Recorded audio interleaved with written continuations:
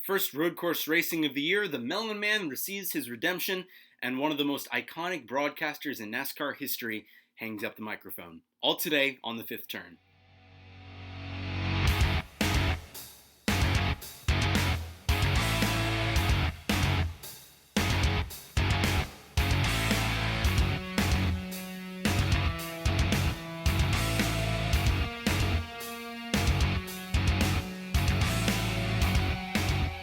Hello, everyone. My name is CJ Ward, and welcome into the fifth turn. A lot to talk about this week. Several good races between the K&N Pro Series and the Cup Series at the road course in Sonoma, and the Truck Series at Worldwide Technology Raceway at Gateway. A lot of good racing action this weekend. Let's start with the K&N Pro Series at Sonoma, the West Series. I did not actually get to watch this race. But I was monitoring it and saw a lot of what happened at the end. Craziness, absolute craziness throughout that whole race. You had a lot of Cup Series and Xfinity Series guys in the field. Noah Gragson actually went on to win the race, and it was a very controversial, very just crazy race. And yeah, a lot of cautions, a lot of wrecks, a lot of craziness throughout that race. A lot of crashes. We'll start there. Hailie Deegan found herself in the middle of another controversy. Not great there. There really was not a good view, a good angle of this particular crash between Hailie Deegan and Lawless Alan, her teammate in the 12 car. But it looked like as they were going through the S's, I don't know if she washed up into him or if he got loose. Maybe it looked like there could have been somebody that got into her and knocked her into Alan. It was really hard to tell what happened there. But yeah, I mean, you had Noah Gragson in the race, you had Daniel Hemrick in the race, Ryan Preece, I think Cole Custer was in it, Austin Dillon was in it. A lot of big name NASCAR drivers in this race, probably wanting to get some extra laps on the new carousel, or the old carousel, I think. We haven't run this configuration at Sonoma in almost 20 years, and so a lot of the young drivers, especially the Xfinity Series drivers who don't go to Sonoma at all, wanted to get some extra laps on this configuration. So good for them. But yeah, a lot of cautions. The finish was laughable. You had Ryan Preece get penalized for possibly jumping the restart. I saw the replay. I don't see it. The flag was in the air and he was well inside the zone. I think it was a pretty bad call by NASCAR there. But laughable finish. I mean, there were crashes all over the place, like five spins, crashes, whatever. It's not every day we see the black, yellow, and checkered flags all at once. But in the end, Noah Gragson got the win. And as is his custom when he wins, he puked after the finish. Just craziness. So yeah, that was an interesting race. It looked crazy, not necessarily in a good way, but yeah. Let's go ahead and run through the finishing order of the Procore 200. Noah Gragson gets the win. Daniel Hemrick second. Austin Dillon third. Cole Custer fourth. David Mayhew fifth. Will Rogers sixth. Jim Englebright seventh. Hailie Deegan ends up eighth. Dave Smith ninth. Trevor Huddleston 10th. We had 32 cars in this race. Some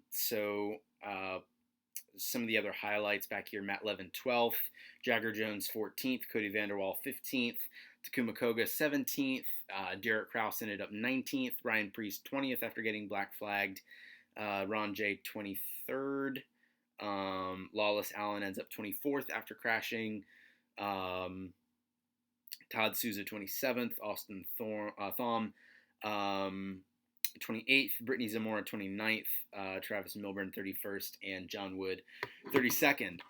So yeah, crazy race, lot of crashing, a lot of spins, a lot of controversy at the finish. Again, I think Ryan Preece probably should have won the race. I don't think it was the best call by NASCAR, but it is what it is. And Noah Gragson ends up getting the win in that 7 car. So yeah, moving on to the Truck Series at Gateway. What a race! This was I've said it so many times. Truck Series is the best. It was really interesting to see Ross Chastain, I'm wearing his shirt today, try to rebound from last week's DQ. That team was hungry coming into this race. They felt like they won straight up last week and got it taken away from him. That's been kind of the story with Ross Chastain's NASCAR career is, he ends up in underfunded stuff, rises to success, and then gets it all taken away, rises to success, gets it all taken away. And that's been the story again this year is he switches to Truck Series points to try to have a shot at the title, wins a race, and then gets it taken away from him, and they felt like that wasn't a fair penalty because, like I talked about last week, there's we're not sure how much it affected the performance of the truck, and so that was that was definitely something to watch. And I do have to applaud NASCAR for sticking to their rule and not waffling on that, but it sucked again, like I spent a long time talking about last week. So it was interesting to see because he was nowhere near the best truck all night. I think he was 6th in stage 1, 11th in stage 2. He had to fight for this one, and so it was interesting to monitor his progress throughout the race. Excuse me, and see where he could fight to. Also want to talk about Christian Eckes in the 51 truck. It does not matter who has gotten behind the wheel of that 51, if it's Kyle Busch, Christian Eckes, Greg Biffle, Chandler Smith, whoever it is, that 51 truck dominates. And you saw that again this weekend at Gateway, where he was just able to run away with it and really put himself in a good position to try to win that race. Also want to talk about Myatt Snider getting the opportunity to fill in for Johnny Sauter after he was suspended last week for wrecking Austin Hill at Iowa. Former ThorSport driver Myatt Snider gets back behind the wheel of 13, and he was really running well. He was really impressing, showing that he's very deserving of a full-time competitive ride. He won Rookie of the Year in the 13 for ThorSport last year, and then ThorSport kind of booted him out to part-time, extremely part-time. I think he's only run Daytona and Gateway. ThorSport booted him out to part-time to make room for Johnny Sauter this year. And you were seeing Myatt Snider really just not even miss a beat and get himself in contention all race long. So that was very cool to see. It's cool to see ThorSport really improving. Especially the 88 of Matt Crafton. He was non-existent last year, as Ben Rhodes had won, Grant Enfinger had won, Myatt Snider won Rookie of the Year, and he was competitive, and the 88 just was not there. And Matt Crafton's really putting himself in position this year. All of ThorSport was in the top 10 all night long, so that was very, very cool to see. I believe Johnny Sauter is the only one out of the 4 of them that's won so far this year, but the other 3 are definitely going to find victory lane this year. Also want to talk about Natalie Decker. You almost feel bad for her. What's very clear is she's not deserving of a Truck Series ride. She just, I don't know if it's just bad luck or a lack of experience or talent. I really don't know what it is, but she has just, she's not having a good year, and she crashes just about every week. And you want to see female drivers do good. There's so few of them.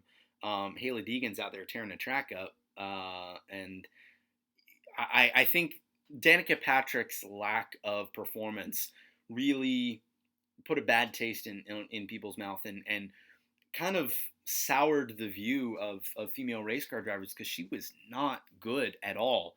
And I'm kind of finding myself say that same thing about Natalie Decker is she's just not very good.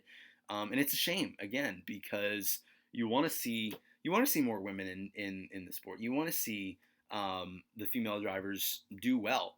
And again, that's why I'm so excited to watch Haley Deegan start coming up is because she's gonna do phenomenal. Natalie Decker just, man, I don't know. Again, I think she is a talented race car driver because she's run well in ARCA and stuff like that. But I don't know what it is about these trucks that she just cannot get a hold on. And again, I kind of feel bad for her, where it's just like she absolutely cannot catch a break. There was a lot of pit strategy going on in this race. Again, moving on to Ross Chastain. He was 6th in stage 1, 11th in stage 2, could not compete with the other trucks, just could not make passes, could not get himself up there. And Phil Gould, crew chief, got him out on a 2-tire strategy in stage 3, which got him the lead.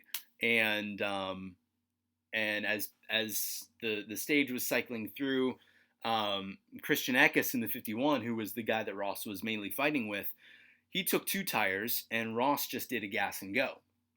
And it was going to be really interesting to see whether the 45 truck could hold on. He still had a sizable lead, but the 51 was coming, and then we get a caution, which puts us on a 7 to go restart. And you're sitting here going, man, Ross is going to be a sitting duck because he's got no tires. Everybody behind him has 2 or 4. He doesn't have a chance. And he spun the tires really bad on the restart, but held on and took the lead and managed to keep the 51 behind him. And they said on the broadcast, and we were all thinking it, if the KBM teammates, Christian Eckes in the 51 and Todd Gilliland in the 4, if they can get to fighting, Ross can pull away. And that's exactly what happened on the last lap. The 4 and the 51 got to fighting a little bit. Ross took off. The 4 clears him. The 52 spins the 51, and all manner of craziness ensues. And even if they would have thrown the caution, it would have ended the same way because it was the white flag. And Ross holds on and wins the race the week after getting DQ'd. And man, it was awesome to see. What a story for that team. I cannot believe what I am seeing the Mellon Man do this year. It's just incredible. What a story this year with Ross Chastain and just, again, going from heartbreak to redemption and, man, winning again. And it was funny, in the post-race interview, how he's, pointing at the splitter, the low rider, and kind of pulling a Harvick, ironically, there, pointing at the part that got them DQ'd. But and every picture that the team was taking after the race, they're all holding up 3s, and instead of 2 wins, 3, and it was so cool. I was very nervous because I was holding my breath, and I didn't want to tune off until we got the all clear from inspection. And as soon as Bob Pockrass tweeted out that he was clear, and that there was that he had passed post-race inspection, breathed a sigh of relief. And man, just what a story again for Ross Chastain. He's in the playoffs now. What, 2, 3, 4 weeks after switching points? He's won. He's in the playoffs, providing he jumps another 6 spots in the point standings, which most of the people ahead of him in the points are part-timers. So he's gonna get that no problem. But man, Ross Chastain is in the Truck Series playoffs, and he's gonna have a real shot at this championship. And he's actually bumped both of the KBM drivers out. So man, just what a story! What a story this is for Ross Chastain and Nice Motorsports, who last year were middle of the pack, average team with Justin Fontaine. And this year, Ross has made them a superstar team overnight in that 45 truck, and he's in position every single week to win, and top 10s every single week, with the exception of last week where he won and then he didn't and ended up last. Just what a story for Ross Chastain. What a redemption story. I think he's actually going to win the championship because he seems to be unstoppable. And he seems to just go out there and beat the GMS trucks and the ThorSport trucks and the KBM trucks and everybody that you would think is going to have a shot at this championship. He just whoops their butts and goes out there and dominates. So, so cool for Ross Chastain. So happy for him. He's definitely my favorite NASCAR driver right now. And I'm so happy to see him being somewhere where he can win. And I think that's why he switched points is, hey, I have a winning truck under me. I'm going to go where I can win. I'm going to go where I can have a shot at winning races and winning championships. So, so cool. That's why I'm wearing my Ross Chastain shirt and my Ross Chastain hat today, just showing some support for him. What a story. So yeah, that was the Truck Series at Gateway. And the only experience that Ross Chastain had ever had at Gateway was, get this, as Starton Park last year. He'd never run a full race here, and he just went out there and won. Unbelievable. Just shows his talent. Let's go ahead and run through the finishing order for the Truck Series, the Car Shield 200 at Gateway. Ross Chastain takes the win. Todd Gilliland ends up second. Stuart Friesen third. Chandler Smith fourth. Brett Moffitt fifth. Grant Enfinger sixth. Sheldon Creed seventh. Ben Rhodes eighth. Matt Crafton 9th, and Myatt Snyder 10th. Again, great run for the ThorSport guys. All four of them end up in the top 10. Austin Hill 11th, Anthony Alfredo 12th, Kyle Benjamin 13th in the second Nice truck. Christian Eckes ends up 14th after getting spun by Stuart Friesen on the final lap. Tyler Dippel 15th, Harrison Burton 16th, Austin Wayne Self 17th, Jordan Anderson 18th, Gus Dean 19th, Spencer Boyd 20th, Jesse Little 21st, Bryant Barnhill 22nd, Josh Rayom 23rd, Jennifer Jo Cobb 24th, Norm Benning 25th, Daniel Sassnet 26th, Natalie Decker ends up 27th, Camden Murphy ends up 28th, Cody McMahon 29th, Tyler Ankrum 30th in the Nemechek 87, Lou Goss ends up 31st, and Greg Rail 32nd. So yeah, that was the Truck Series. Again, great race and so freaking thrilled for Ross Chastain. Moving on to the Cup Series at Sonoma, first road course race of the year, and what I've got to talk about is the end of an era. What I've heard another YouTuber say is the voice of NASCAR for an entire generation, Darrell Waltrip. After 19 years in the booth, an incredible 19 years, he decides to call it quits and hang up the microphone. Just he has done so much for the sport on and off the track. I've been a NASCAR fan since I was probably about 5 or 6. That's 2005-ish. And so I've grown up listening to him and listening to the Boogies, and he's really going to be missed with all of his goofiness and quirks and everything that makes him Darrell Waltrip. Really going to miss him. It was so cool to see all of the tribute paint schemes with Matt DiBenedetto, Ricky Stenhouse Jr., and David Reagan. Matt DiBenedetto had a great run, first career top 5 this weekend. So yeah, really going to miss DW. We switched to NBC next weekend at Chicagoland, and yeah, really going to miss DW. It's not going to be the same without him next year when we switch back to Fox at Daytona. But yeah, it was an okay race. It was the first race in almost 20 years with the carousel. Finally running the full course. I've always been a fan of running the full course at these road course races. Don't want to slice and dice and run a simpler, shorter track. I want to run the full thing. And so we put the carousel back for the first time in almost 20 years this year. The air package really didn't come into play this weekend. The speeds aren't high enough at Sonoma to really make that matter. But what we've seen in the past at Sonoma and what we saw again yesterday is that unless your name is Kyle Busch, if you're running second, you don't have a chance because the leader just drives away. And we saw that in stage 1 with William Byron just dominating in the Hertz 24, or as the Fox guys call it, the rental rocket. I'm gonna use that nickname. And his first career Cup Series stage win. I think when he won the Xfinity Championship, he only won 2 or 3 stages total all year. So he's never been known for being a stage racer. But yeah, first career Cup Series stage win in dominant fashion. That was really cool to see. And he seemed to be the best guy all day at making passes when he got back in traffic. That last stage, he kind of fell like a rock. But yeah, that was really cool to see his first career stage win. Just not much passing across the board. There's only a couple of good passing zones at Sonoma. Um, and we saw that where it was just like not a whole lot of action. This race, other than the stage ends, went caution free.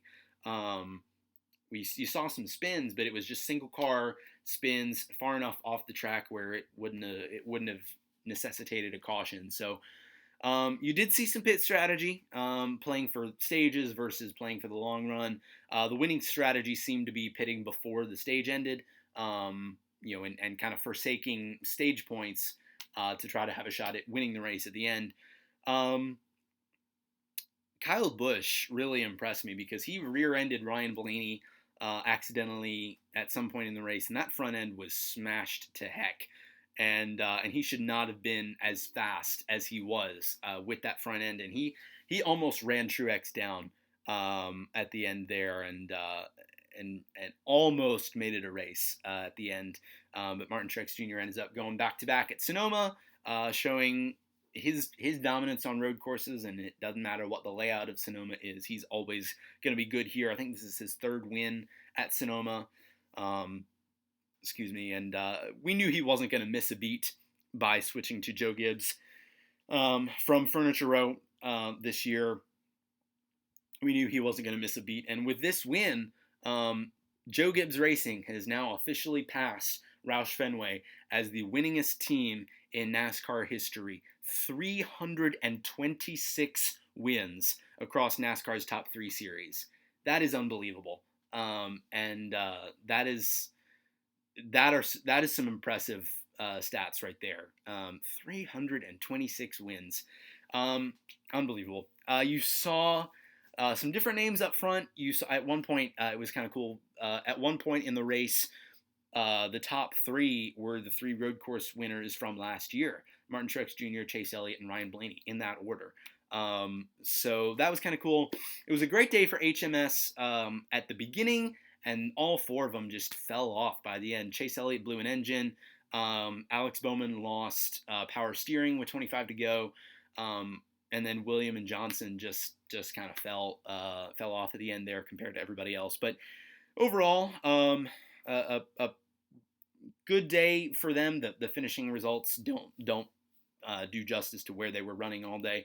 But you saw some different names up front by the end of the race, which was pretty cool. And the name that I want to highlight is Matt DiBenedetto in the 95 with Levine Family Racing. What a day. He ends up finishing 4th. That was a really cool story. And that was kind of the story of the day. There wasn't a whole lot of action. There wasn't a whole lot of passing. It was who was running up front and who could rise to the occasion at the end. But it was really no contest because other than Martin Truex Jr. and Kyle Busch, who were separated by a little over a second by the end of the race, third place was over 30 seconds behind. So just not a whole lot of action all day. But yeah, let's run through the finishing order. Martin Truex Jr. takes the win. Kyle Busch 2nd. Ryan Blaney 3rd. Matt DiBenedetto 4th. Career day for not just him but that team. He's been under fire the past couple of weeks because there's some questions about his contract. His average finish this year is actually a little bit worse than what Casey Kane's was last year, and that's with them switching to Toyota. So his future is in question, and so I think finishing 4th here at Sonoma was definitely a statement for him. Denny Hamlin 5th. Interesting that those 2 cars finished 4 and 5 because Matt DiBenedetto's crew chief, is Mike Wheeler, who was the crew chief on the 11 of Denny Hamlin last year. Kevin Harvick 6th. Really quiet, uneventful, under the radar day for him. Ryan Newman 7th, pretty good run in the 6. Eric Jones 8th, Eric Almirola 9th, Kyle Larson 10th. After starting from the pole, so he kind of fell off. It's probably one of his best finishes at Sonoma. He's won 3 poles in a row here, and his average finish is like 19th. So yeah. Clint Boyer 11th, Jimmy Johnson 12th, Kurt Busch 13th, Alex Bowman 14th, Daniel Hemrick 15th, Chris Buescher 16th, Daniel Hemrick 17th, Brad Keselowski 18th, William Byron 19th, 20th, David Reagan. You're seeing in this that kind of the story of the day is the finishing order is not indicative of where people were running all day. Ricky Stenhouse Jr. 21st, Paul Menard 22nd, Joey Logano 23rd, Austin Dillon 24th, Michael McDowell 25th with a really messed up car, Bubba Wallace 26th, Ty Dillon 27th, Matt Tifft 28th, Ryan Preece 29th, Parker Kligerman 30th, Landon Castle 31st, Corey LaJoie 32nd, Ross Chastain 33rd, Justin Haley 34th in the Spire Motorsports 77, Reed Sorensen 35th, Cody Ware 36th, Chase Elliott 37th after blowing an engine, and J.J. Aley in the 51 38th. Kind of an uneventful day at Sonoma. It wasn't. I've seen better road course races. I've seen worse road course races. It wasn't terribly exciting, but again, I've seen worse. So we go to Chicagoland next weekend, which has produced some pretty great racing in the past. It is a triple header, all three series here at Chicagoland. This is, again, we switched to NBC in Xfinity and Cup. Truck Series stays on Fox all year long, but NBC takes over this weekend for the Xfinity and Cup Series. Dale Jr. comes back. He really impressed me last year as a broadcaster. I did not think he was going to be as phenomenal as a commentator as he was. But we're returning to the origin of slide job and other great catchphrases like that. So should be a lot of great racing. Chicagoland is again a great track, and really excited for what the racing holds this weekend. Again, really gonna miss DW.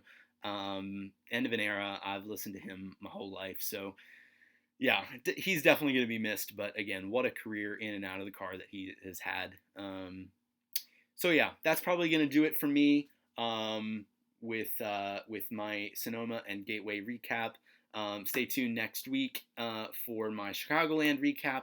And next week, I've got some pretty exciting news for you guys about some of my Daytona plans. So stay tuned for that. Thanks for watching, and I will see you guys later. Take care.